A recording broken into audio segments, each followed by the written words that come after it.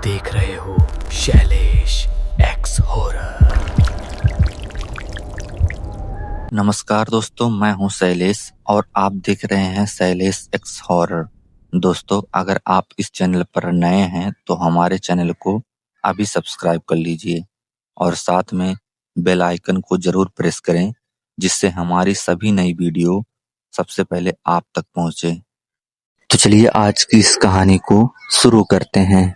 अगर आधी रात को सुनसान रास्ते पर आपको बैलों की घंटियों की आवाज सुनाई दे और वहां कोई बैलगाड़ी हो ही ना, तो आप क्या बाहर देखने की हिम्मत करेंगे? आज की कहानी है आखिरी बैलगाड़ी की। एक ऐसी अमावस्या की रात जिसके बाद लोग सिर्फ गायब हुए, मिले कभी नहीं।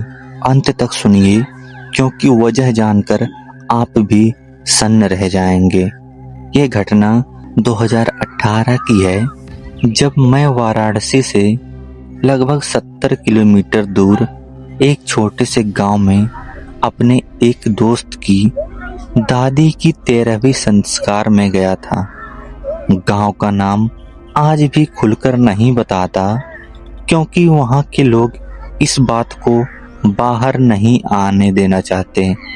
वो गांव गंगा के किनारे बसा था, जहां शाम होते ही ऐसा सन्नाटा फैल जाता था जैसे किसी ने पूरी दुनिया की आवाज बंद कर दी हो।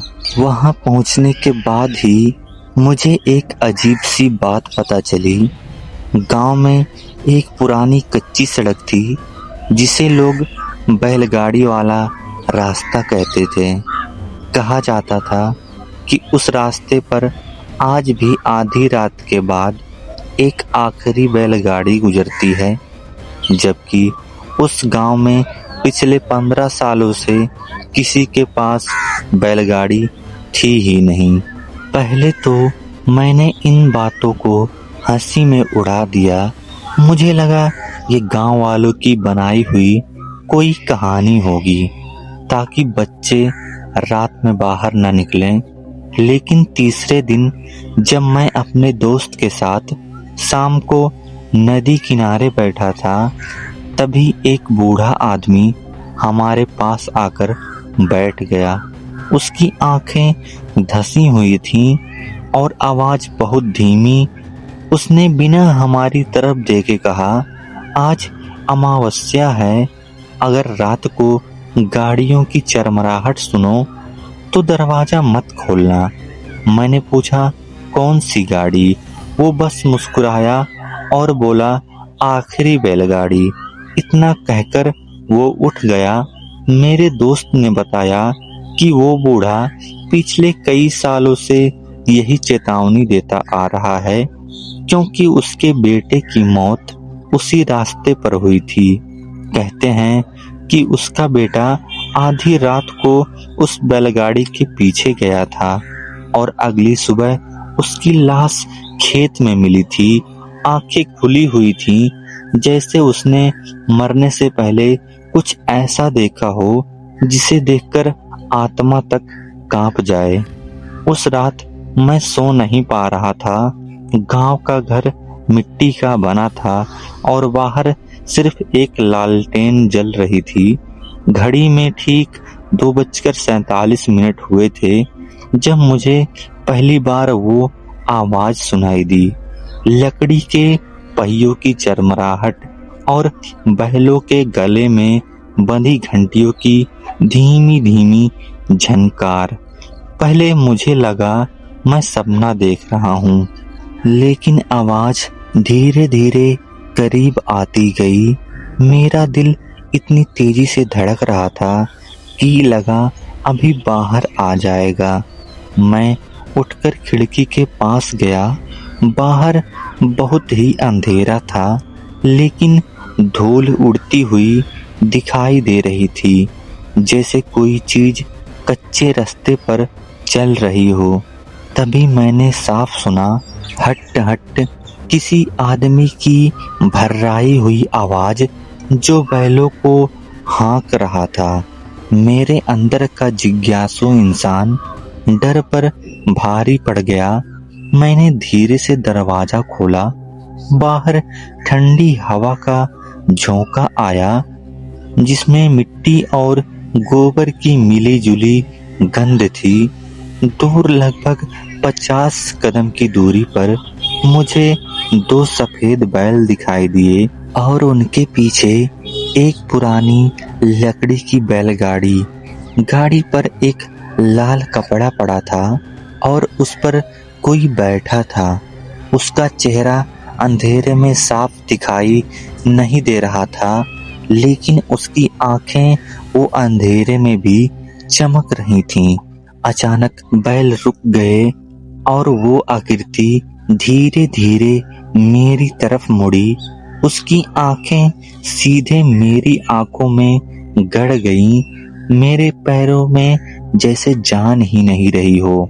मैंने देखा गाड़ी पर रखा लाल कपड़ा धीरे धीरे हिल रहा था, जैसे उसके नीचे कोई सांस ले रहा हो। तभी उस आदमी की आवाज आई, जगह पूरी हो गई है, अब एक और चाहिए। मेरी रीढ़ की हड्डी में सिहरन दौड़ गई। मैं भागकर अंदर जाना चाहता था, लेकिन मेरे पैर जैसे अकड़ चुके थे। तभी बैलों ने जोर से फुफकारा और गाड़ी मेरी तरफ बढ़ने लगी। पहियों की आवाज अब इतनी तेज थी कि कानों में गूंज रही थी। मैंने पूरी ताकत से खुद को पीछे खींचा और दरवाजा बंद कर लिया। अंदर आकर मैं दीवार से टिक गया। सांसें तेज चल रही थीं, लेकिन आवाज रुकने की बजाय मेरे घर के सामने आकर थम गई। फिर धीरे धीरे दरवाजे पर दस्तक हुई। ठक ठक ठक, बिल्कुल 3 बार, और फिर सन्नाटा छा गया। मैं हिम्मत जुटाकर खिड़की से झांका। बाहर कुछ भी नहीं था, ना बैल, ना गाड़ी, ना कोई आदमी। सिर्फ कच्ची सड़क थी और उस पर ताजा पहियों के निशान थे।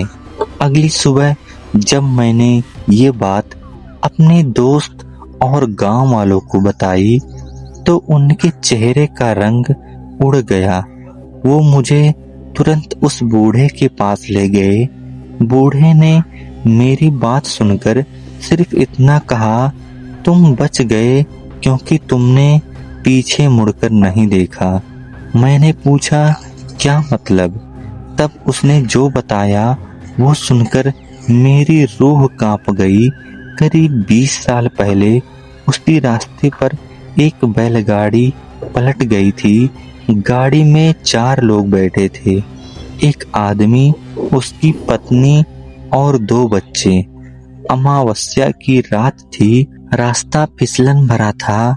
गाड़ी पलटी और सबकी मौत हो गई। लेकिन गांव वालों का कहना है कि मरने से पहले वो आदमी पागलों की तरह चिल्ला रहा था, जगह पूरी हो गई, अब एक और चाहिए। क्योंकि गाड़ी में 5 लोगों के बैठने की जगह थी और वो 5वां कभी आया ही नहीं। तब से हर अमावस्या को वो बैलगाड़ी निकलती है अपनी खाली जगह भरने के लिए। मुझे यकीन नहीं हो रहा था, लेकिन उसी दिन खबर आई कि गांव का एक लड़का जो रात में मोबाइल पर वीडियो बनाने निकला था, लापता है। उसका फोन बाद में उसी कच्ची सड़क पर मिला, जिसमें आखिरी रिकॉर्डिंग में सिर्फ बैलों की घंटियों की आवाज थी और एक परछाई जो कैमरे की तरफ बढ़ रही थी। पुलिस आई, खोजबीन हुई, लेकिन लड़का कभी नहीं मिला। गांव वालों ने फिर उस रास्ते को पूरी तरह से बंद कर दिया, पेड़ गिराकर, मिट्टी डालकर। लेकिन कहते हैं अमावस्या की रात अब भी वहां से चरमराहट की आवाज आती है। मैं आज भी जब रात में कहीं दूर से बैलों की घंटी सुनता हूँ, तो मेरी सांस रुक जाती है। कई बार सपने में वही लाल कपड़ा दिखाई देता है जो धीरे धीरे हिल रहा होता है और उसके नीचे से किसी के हाथ बाहर निकलने की कोशिश कर रहे होते हैं। मैंने उस गांव में दोबारा कदम नहीं रखा, लेकिन कुछ दिन पहले मेरे फोन पर एक अनजान नंबर से मैसेज आया, जगह अभी खाली है, और उसके साथ एक तस्वीर थी कच्ची सड़क की जिस पर ताजा पहियों के निशान थे। आप माने या ना माने, लेकिन ये सब मेरे साथ हुआ है। और सबसे डरावनी बात यह है कि उस रात जब बैलगाड़ी मेरे दरवाजे के सामने रुकी थी, मैंने दरवाजा बंद करने से पहले एक पल के लिए पीछे मुड़कर देखा था और गाड़ी पर बैठा आदमी बिल्कुल मेरी तरह दिख रहा था। उस रात के बाद मैंने खुद को समझा लिया था कि जो कुछ मैंने देखा वो डर, वहम और गांव की कहानियों का असर था। लेकिन जिस दिन वो अनजान नंबर से मैसेज आया, जगह अभी भी खाली है, उस दिन से सब कुछ बदल गया। उस तस्वीर को मैं जितनी बार देखता उतना ही मेरा दिल डूबता जाता। वो वही कच्ची सड़क थी, वही मोड़, वही बबूल का पेड़ जिसके पास मैंने बैलगाड़ी को पहली बार देखा था। और सबसे डरावनी बात, तस्वीर के कोने में मेरा घर दिख रहा था, जैसे कोई मेरे दरवाजे के ठीक सामने खड़ा होकर फोटो ले रहा हो। मैंने नंबर पर कॉल किया। पहली बार रिंग गई, दूसरी बार भी, तीसरी बार जैसे ही कॉल जुड़ा, उधर से कोई आवाज नहीं आई। बस वही बैलों की घंटियों की धीमी झनकार और पहियों की चरमराहट सुनाई दी। मैं तुरंत समझ गया ये कोई इंसानी मजाक नहीं था। अगले ही दिन मैं सच्चाई जानने के लिए दोबारा उस गांव गया। मन में डर था, लेकिन उससे बड़ा सवाल था, आखिर जगह पूरी हो गई का असली मतलब क्या है। गांव पहुंचा तो माहौल पहले से भी ज्यादा अजीब था। लोग मुझे देखकर फुसफुसाने लगे। मेरे दोस्त ने बताया कि जिस लड़के के लापता होने की बात हुई थी, उसकी तलाश अब भी जारी थी। लेकिन असली डरावनी बात ये थी कि पिछले 1 महीने में 3 और लोग गायब हो चुके थे और तीनों का आखिरी लोकेशन वही बैलगाड़ी वाला रास्ता था। मैंने उस बूढ़े को ढूंढा जिसने मुझे चेतावनी दी थी। वो अपने टूटे हुए घर के बाहर बैठा था, जैसे मेरे आने का इंतजार कर रहा हो। मैंने उसे वो मैसेज और तस्वीर दिखाई। उसकी आंखों में डर की झलक साफ दिख रही थी। उसने कहा, अब तुम उससे जुड़े हो, वो यूं ही किसी को नहीं दिखता। मैंने पूछा, वो है कौन? बूढ़ा कुछ देर तक तो चुप रहा और फिर बोला, जिस आदमी की बैलगाड़ी पलटी थी उसका नाम था रघुवीर। वो बहुत लालची था। उस रात वो अपने परिवार को लेकर गांव छोड़ रहा था, क्योंकि उसने गांव वालों के साथ धोखा किया था। उसने 5 लोगों के बैठने की जगह में 4 लोगों को बैठाया और कहा था जगह पूरी हो गई। लेकिन गांव की मान्यता थी कि जब तक गाड़ी की हर जगह भरी ना हो, सफर अधूरा रहता है। अमावस्या की रात कच्चे रास्ते पर गाड़ी पलटी और सबकी मौत हो गई। कहते हैं मरते वक्त उसने चिल्लाकर कहा, जगह पूरी हो गई, अब एक और चाहिए।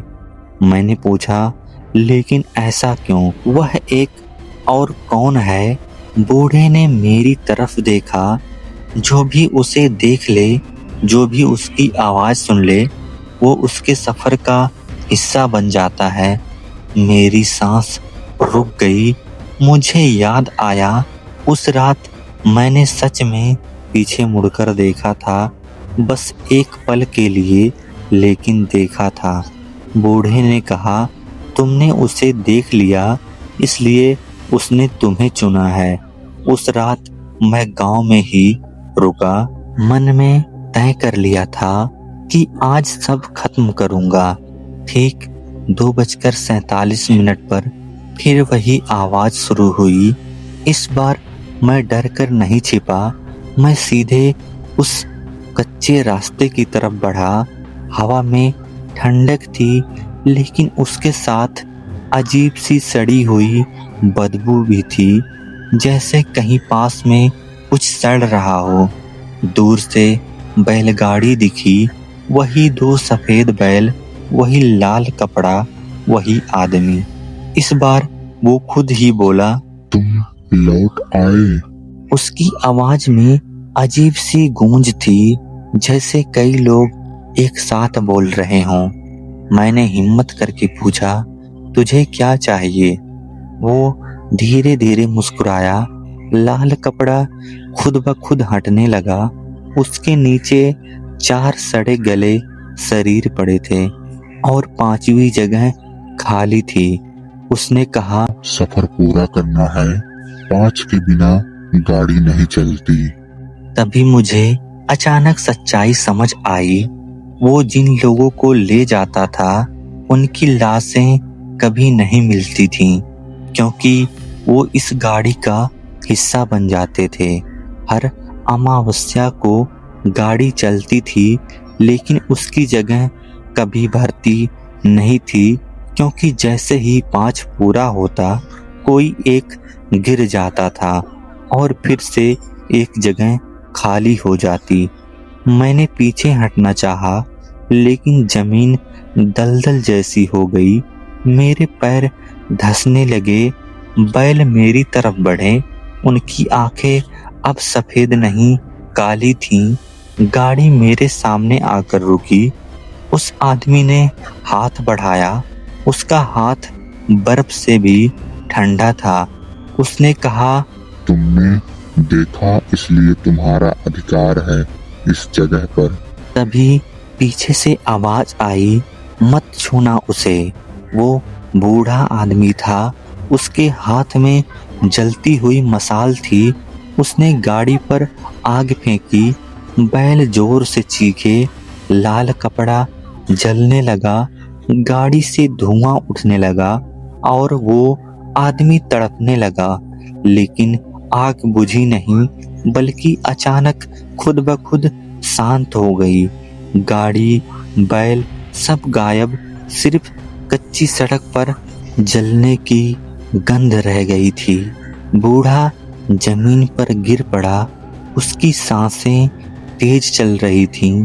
उसने कहा, आज के बाद वो तुम्हें नहीं बुलाएगा, क्योंकि उसका सफर खत्म हो गया।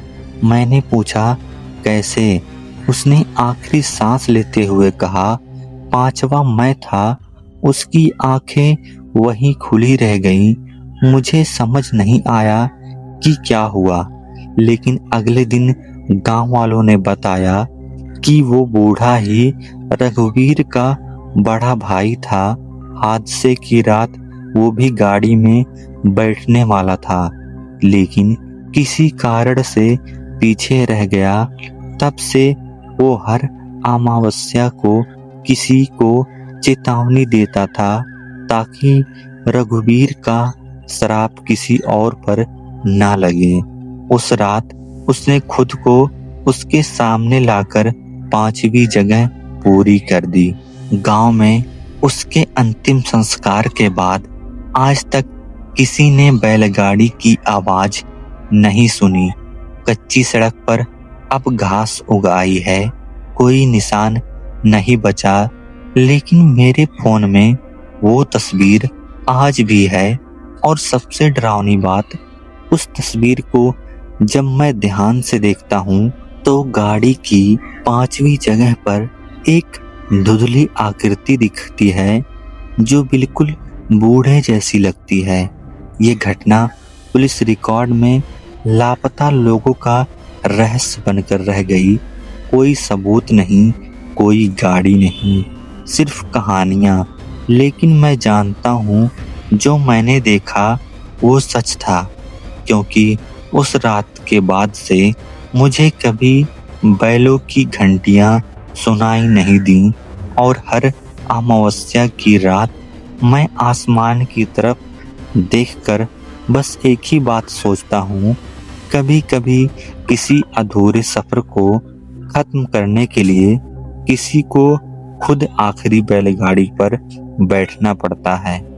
तो दोस्तों आज की कहानी में बस इतना ही। आपको यह कहानी कैसी लगी कमेंट करके बताइए, और अगर यह कहानी आपको पसंद आई हो तो वीडियो को लाइक और मेरे चैनल को सब्सक्राइब जरूर कर लीजिएगा। तो चलिए कल मिलते हैं किसी नए हॉरर स्टोरी के साथ। तुम देख चुके हो शैलेश एक्स हॉरर।